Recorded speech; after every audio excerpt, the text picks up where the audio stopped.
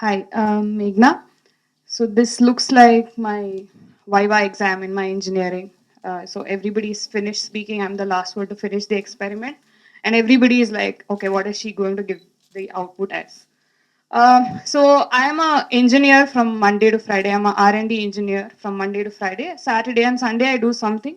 That's why I'm here to speak. So I'm a columnist in One India Kannada. So I'm not in the print medium which everybody is talking about. So I write for the online portal. So I'm called Jayanagarada Hudugi. I'm from the Jayanagar. And I also have a podcast on the same name, speaking about what I love about growing up in Bangalore, and also have a podcast on my grandfather, who was a print journalist. So supposedly I qualify to speak here. So my topic is has podcasting arrived as a news platform in Kannada? Um, well, I can speak on this because I teach Kannada for non-Kannadigas in Kannada. We are an organization called Kannada Gottilla. So we teach. So in a way, this podcast is helping them learn Kannada. So we'll run through the slides. So let's see what podcast means. So it's the episodic series of digital files which a user can download and listen to. Basically, it came as a broadcast and it always had a voice and it was from listened from an iPod. So it's podcast. So cool word for our generation. So it's podcast. So when we run through the next slide, why a podcast is more listened to.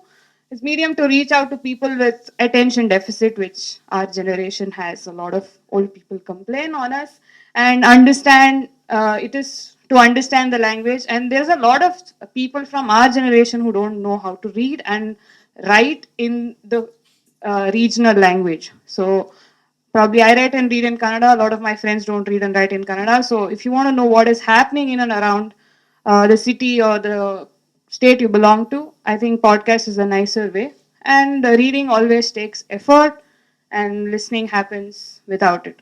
So I'm here to give you a little information about what are the podcasts that are happening in Kannada space, or in our lingo, what are the scenes of Kannada podcast. So one of the best literature podcast is Rutumana. If you follow a lot of podcasts, so Rutumana was started by a group of people, a group of software engineers, where we all speak about the different poets of Karnataka. So last week, the Gopala Krishna Adiga celebrated his 100th birthday. And we were running podcast every 2 hours. A lot of Kannada poets and literature enthusiasts were reading poems and writings of Gopala Krishna Adiga. So very interestingly, this is the good space where we don't have ads. Nobody has a propaganda. Nobody is promoting their agenda. You like Gopala Krishna Adiga. Tomorrow I like K.S. Narasimha. I can do a podcast. So there's nothing to fight about. So this is the literature scene. The next slide would probably speak about the news. Sugata Raju has started the state news. So this is the only online news platform which probably has podcasts. But again, they have named the podcast as Januli. They've coined a new term, and uh, they speak not about what the prime minister is doing, which country he's in, what the chief minister is giving, which bhagya, but they only speak about H.S. Venkatesh Murthy telling about Sri Ramana Darshanam. Gadugina Bharata has been explained very well from Hale Kannada to Hosa Kannada. And also, the former Prime Minister Devegowda speaks about his journey from being from a small village and how he became the Prime Minister very well for about 11 minutes every week. So it's very interesting to listen to that. So the next slide would be the science. Science is very interesting because my father is also a science writer. He's a scientist and a science writer, but a lot of his colleagues have a podcast. So uh, one of this is Kollegala Sharma. He's a scientist in CFTRI, and he speaks in Kannada. It's called Jana Suddhi. So it's for the Jana Janeru, to make children intelligent. So he speaks about every week there's a new topic that is spoken about, and what are the innovations in science, and then the science day is coming through next week, so a lot of episodes on these as well. So science has this, but this is the only podcast for science, which is very disheartening for me, but I think there should be many. So the next slide talks about humor. It's called Vichitra Manjari. It's on SoundCloud, and the channel name is called Mindri, and I'm sure not many people will be very happy to pronounce that name. So in this, you can talk about anything. So people speak about agile in software engineering, nature conservation, and Vasudhendra, one of the biggest writers of Kannada, actually speaks in this channel about his experiences, not as a writer, but mostly as what he did for trekking and what are his other interests, his knowledge on Carnatic music. So I think the podcast medium is used for the people to probably speak on things that interest them. So if you're a writer but you're also a singer, you will probably speak about how how good you are at music. So the next slide would Radio City, of course, has its own podcast. Probably that's a recording from all the RJs. If you have missed that show, you can log into their website and listen to their podcast and few other things, minus the ads, of course. So the next slide, Kannada learning. So this is how we teach Kannada to a lot of non-Kannadigas in Bengaluru and all across the country. So podcast is a medium where we actually tell them, hey, listen, this is the lesson for today with the pronunciation, but also today is the birthday of Gopala Krishna Adiga. So you have to listen to this Bhavagite. And if you listen to it, there's also subtitles on YouTube. So please listen to it, because when you're part of the city, please be a part of the culture also. So this is what we do with Kannada learning. So the next slide. So what are the pros of podcast? So old age reminiscence of radios. My grandparents always love listening to radio. TV is like in bari advertisement baratte. So the All India radio, of course, not the private ones, and no visual dependency. So you can multitask. So you listen to a radio and you can still do your work. So why I say this as pros is when I was in Barcelona doing my masters in machine learning. So I was not knowing Spanish or Catalan, the language that is spoken. So to learn them, I always depended on the podcast. So very interestingly, the scene of podcast in the West is much more than here, because we are not, probably we moved from radio to television, and we think watching TV is a little high of our level. So, and also the one of the other pros is proximity to the speaker. So you might think the person is talking to you. So he's just next to you and he's talking to you. And of course, multitasking with the audio. So the when there are pros, will be cons. So no regulatory boards during crisis. This happens when you love a poet very much, and there are two poets who have different views. And when you make a podcast of a certain poet, and the other poet followers will make another podcast actually telling them, okay, this is bad. And sometimes all the political parties get into it. So Congress speaks on BJP, BJP speaks on Congress, and other things, and they can they can make the city very unruly. And accessibility and limiting your audience. So this comes as they were speaking that Geo has made things easier for people to have mobile phones and internet connections. But there are a lot of people, how many of them with the internet connections would love to actually listen to a podcast, or would love to actually listen to literature, humor? Maybe for them, watching TV channels on internet is much more interesting, because Geo comes with a Geo TV, so that is more interesting for them than the podcast. So the next, or I'll speak about my podcast. I do Jayanagarada Hudugi, where I speak about how nice Bangalore city is, where a lot of people don't agree. But I grew up in Jayanagar. I grew up in Bangalore, like other people who came from other city and said, okay, Bangalore is where I'm working, but I grew up in Bangalore. I'm in Bangalore. So I will say that I grew up in a very nice place, and we are the ones who have turned it bad. So let's take that moral responsibility. So my next podcast is which me and my father do. It's called Sampadakana Sandookarinda. My grandfather was a resident editor of Samyukta Karnataka. So his name is H.R. Nagesh Rao. And very surprisingly, I never knew my grandfather was a journalist. He always was a storyteller to me. So what I thought was he was a teacher, he was a storyteller full time. And then when he died, I saw thousands of people storming at in my house, and I was like, why is everybody wanting to come and see my grandfather the last time? But then when we had a cupboard in the house, which was a proprietary of my grandfather, and when we opened after his death, I realized, oh my God, my grandfather has everything all journalists should have. All the old newspapers the when the independence happened, and he was also a messenger when there was Quit India movement and all these things. Uh, I surprisingly also found the invitation of MS Subbulakshmi's wedding. So very interestingly, I was like, oh my God, my grandfather was a journalist. So now we started digging into his things. And he also wrote about what ethical journalism is. How should you be as a journalist? How should you conduct your life? And probably he had this big wall from his office to house. So that was one of he never carried work to home, is what my father said. So very interestingly, this was the podcast that we are now doing. So doing all, telling all these things as engineers, we don't say this is the answer and then actually find proof. We start exploring, and whatever we come through it, that's how we say the answer is.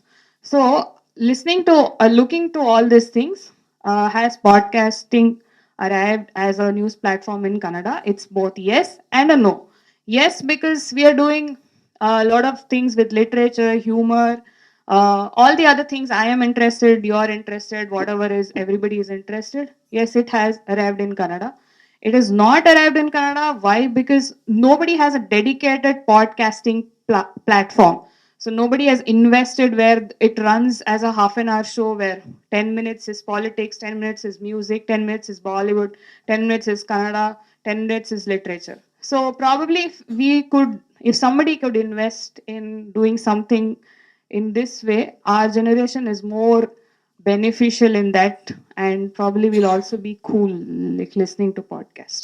Thank you. ಎಲ್ಲರಿಗೂ ನಮಸ್ಕಾರ. ನಾನು ನಿಮ್ಮ ಜಯನಗರದ ಹುಡುಗಿ ಮೇಘನಾ ಸುಧೀಂದ್ರ ಮಾತಾಡ್ತಾ ಇದ್ದೀನಿ. ಎಲ್ಲರೂ ಹೇಗಿದ್ದೀರಾ? ಚೆನ್ನಾಗಿದ್ದೀರಾ ಅಲ್ವಾ?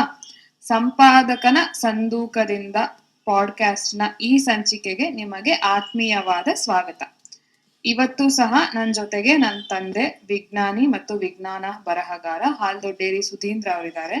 ನಾವಿಬ್ರು ಸೇರ್ಕೊಂಡು ಇವತ್ತು ಸುದ್ದಿಜೀವಿ ನಾಗೇಶ್ ರಾವ್ ಅವರ ಬಗ್ಗೆ ಮಾತಾಡ್ತೀವಿ. ಅಪ್ಪ, ನಿನಗೆ ಈ ಕಾರ್ಯಕ್ರಮಕ್ಕೆ ಸ್ವಾಗತ. ನಮಸ್ತೆ. ಎಲ್ಲರೂ ಕೇಳ್ತಾ ಇದ್ದೀರಿ ಅಂತ ಭಾವಿಸಿದ್ದೀನಿ. ಮೊದಲನೇ ವಿಷಯ ನಾವ್ ಇವತ್ತು ಮಾತಾಡ್ತಿರೋದು, ಬೆಂಗಳೂರು ಅಂತಾರಾಷ್ಟ್ರೀಯ ಫಿಲಂ ಫೆಸ್ಟಿವಲ್ ನಡೀತಾ ಇದೆ. ನಿನ್ನೆ ಎಲ್ಲ ದೊಡ್ಡ ದೊಡ್ಡ ಸಿನಿಮಾಗಳು ರಿಲೀಸ್ ಆಯ್ತು.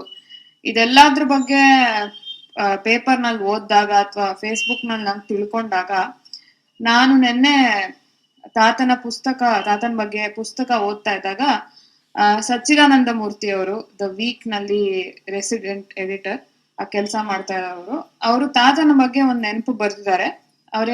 ಬರ್ದಿರೋದೇನಂದ್ರೆ, ತಾತ ವಾಸ್ ಅ ಫಿಲಂ ಬಫ್ ಅಂತ. ನಾನ್ ಸಣ್ಣೋಳಿದ್ದಾಗ ತಾತ ಯಾವ ಸಿನಿಮಾದ್ರ ಬಗ್ಗೆ ಮಾತಾಡಿದ್ ನಾನ್ ಕೇಳಲಿಲ್ಲ, ಅಥವಾ ನಾವು ಆಸಕ್ತಿಯಿಂದ ಸಿನಿಮಾ ನೋಡ್ತಿದ್ದಾಗೂ ಸಹ ಅವ್ರ ಅದಕ್ಕೇನು ಪ್ರತಿಕ್ರಿಯೆ ಕೊಡ್ತಿರ್ಲಿಲ್ಲ. And very interestingly he said ಅವ್ರ ಕ್ಲಾಸಿಕ್ ಇಂಗ್ಲಿಷ್ ಮೂವೀಸ್ ನೋಡ್ತಾ ಇದ್ರು, ಕಾದಂಬರಿ ಆಧಾರಿತ ಸಿನಿಮಾಗಳನ್ನ ನೋಡ್ತಾ ಇದ್ರು. ರೆಕ್ಸ್ ಥಿಯೇಟರ್ ಹತ್ರ ಅವ್ರಿಗೆ ಹೋದಾಗೆಲ್ಲ ತಾತನ ನೆನಪಾಗುತ್ತೆ, ಅದ್ರ ಬಗ್ಗೆ ಅವ್ರು ಚರ್ಚೆ ಮಾಡ್ತಾ ಇದ್ರು ಅಂತ. ಸೊ ಮೊಮ್ಮಕ್ಕಳಿಗೆ ತಾತನ ಸಿನಿಮಾ ಪ್ರೀತಿ ಬಗ್ಗೆ ಗೊತ್ತಿರ್ಲಿಲ್ಲ, ಮಗನಿಗೆ ಗೊತ್ತಿತ್ತ? ಖಂಡಿತ ಗೊತ್ತಿತ್ತು. ಅವರು ತಪ್ಪದೇ ಅವರ ವೀಕ್ಲಿ ಆಫ್ ಇರುತ್ತಲ್ಲ, ಆ ಸಮಯದಲ್ಲಿ ಇಂಗ್ಲಿಷ್ ಸಿನಿಮಾ ನೋಡೋ ಒಂದು ಹವ್ಯಾಸ ಇಟ್ಕೊಂಡಿದ್ರು. ನಾವು ಬೆಳೆಯೋ ಸಮಯದಲ್ಲಿ ಅವರು ನಮ್ಮನ್ನ ಸಿನಿಮಾ ಕರ್ಕೊಂಡು ಹೋಗದೇ ಇದ್ರು ನಮ್ಮ ಮನೆಯಲ್ಲಿದ್ದ ಅವರ ಅಣ್ಣನ ಮಗ ಮತ್ತೆ ಅವರ ತಂಗಿ ಮಗ ಮತ್ತೊಬ್ಬ ಅಕ್ಕನ ಇಬ್ಬರು ಮಕ್ಕಳು ಅವ್ರನ್ನೆಲ್ಲನೂ ಮತ್ತು ತಮ್ಮ ಅವ್ರನ್ನೆಲ್ಲರನ್ನು ಇಂಗ್ಲಿಷ್ ಸಿನಿಮಾಕ್ಕೆ ಕರ್ಕೊಂಡು ಹೋಗ್ತಾ ಇದ್ರು ಅಂತ ಅವರುಗಳೆಲ್ಲ ಈಗಲೂ ಕೂಡ ನೆನೆಸ್ಕೊಳ್ತಾರೆ. ಹಾಗಾಗಿ ಅವ್ರಿಗೆ ಇಂಗ್ಲಿಷ್ ಸಿನಿಮಾಗಳ ಬಗ್ಗೆ ಅಪಾರವಾದ ಪ್ರೇಮ ಇತ್ತು ಅಂತ ನನಗೆ ಕೆಲವೊಂದು ವಿಪ್ಲವಗಳನ್ನ ಹೊಂದುತ್ತಿರೋ ಸಂದರ್ಭ. ಆ ಸಮಯದಲ್ಲಿ ಪಾಕೆಟ್ ಪುಸ್ತಕಗಳ ಪ್ರಕಾಶನಗಳು ತುಂಬಾ ಇತ್ತು. ಸುಧಾ ಪ್ರಕಾಶನ ಅಂತ ಹೆಬ್ಬೂರು ರಂಗಸ್ವಾಮಿ ಅವರು ನಡೆಸ್ತಾ ಇದ್ರು. MS ಚಿಂತಾಮಣಿ ಅವರು ಕೂಡ.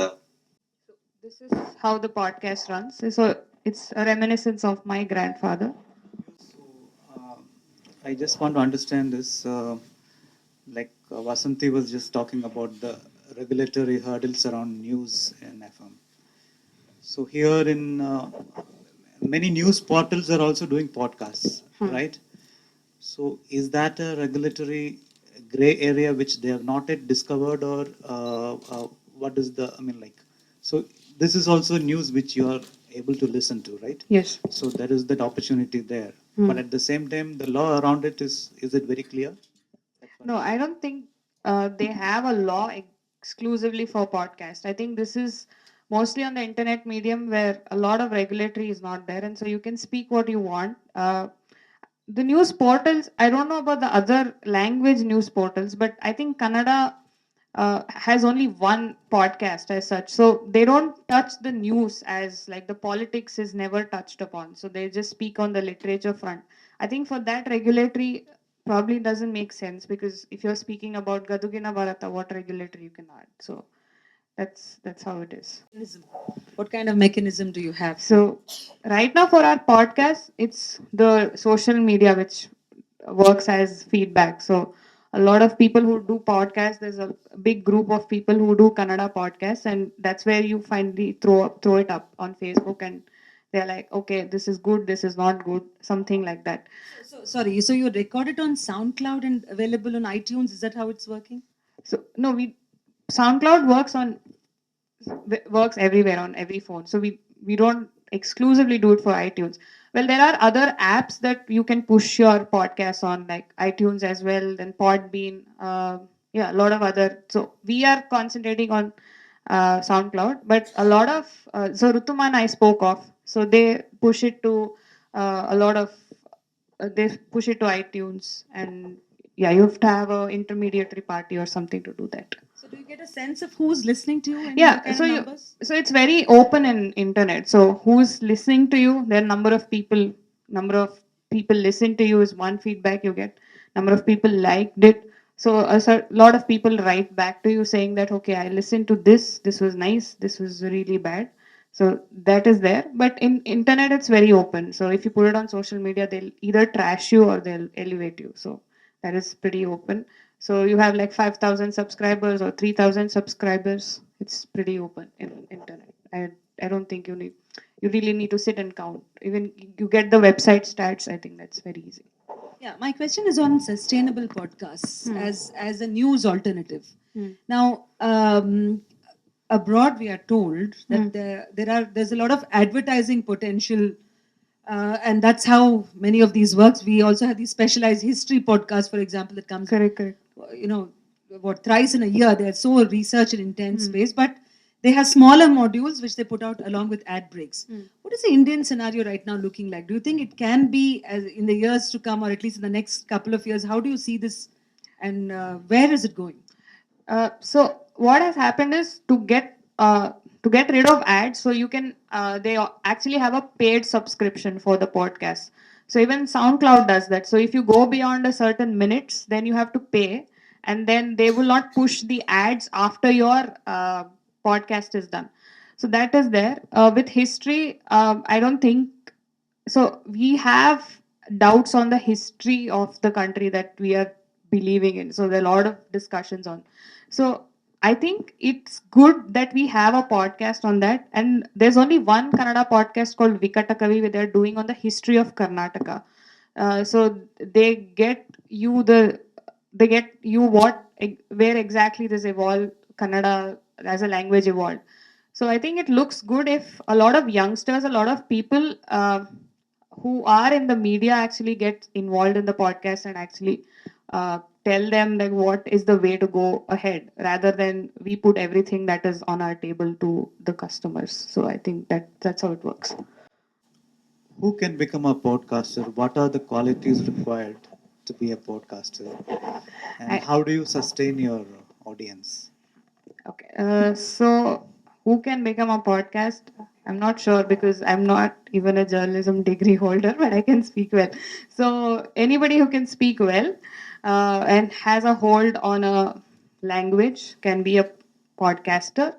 But you should have stuff to speak. If you have good stuff to speak, you can sustain audience, and you have to push it very well. So here with Kannada, what happens is a lot of there's a big movement going on to push a lot of Kannada content on the internet, because there's not very good Kannada content. So pushing it and actually advertising it pretty well, advertising in the sense a lot of people share it on their walls, actually makes a lot of sense.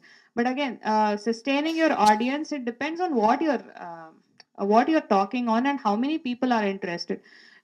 So when I spoke about Jayanagarada Hudugi was much successful podcast in comparison to Sampadakana Sandookarinda, because it was speaking on the broader perspective of Jayanagar.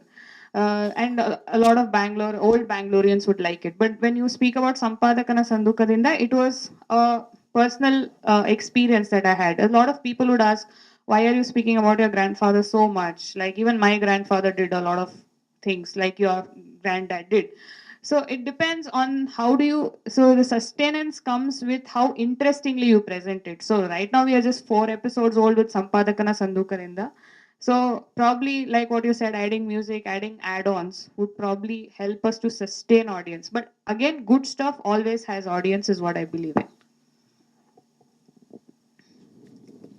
How much time do you have around 4 programs, right? You have 4 programs going on, right? 4 podcasts, Two podcasts. 2 podcasts. So how much time do you put in for preparation and how much time for the actual delivery? So So I do it only on weekends. So Monday to Friday is like blocked off. So about my grandfather, I don't take much of time on the personal notes because I know him. But on his profession, yes, I have to read his books, his works. So it it takes in a lot of time, probably 2-3 hours of preparation, reading stuff, and even getting stuck in traffic jams in Bangalore is actually helping me out doing that. With in terms of Jayanagarada Hudugi, it's just a conversation. See, hey, listen, I experienced this, so I don't have to prepare and tell my experience. But with my grandfather's stuff, yes, I had to prepare like 2-3 hours. And recording is pretty easy because my father is a pro with all his recording, so he would guide me well. So it takes about 20 minutes to record, and like since I am a signal processing engineer, so I can edit things very fast and put it. So it's the execution time is less, but the preparation time is a lot.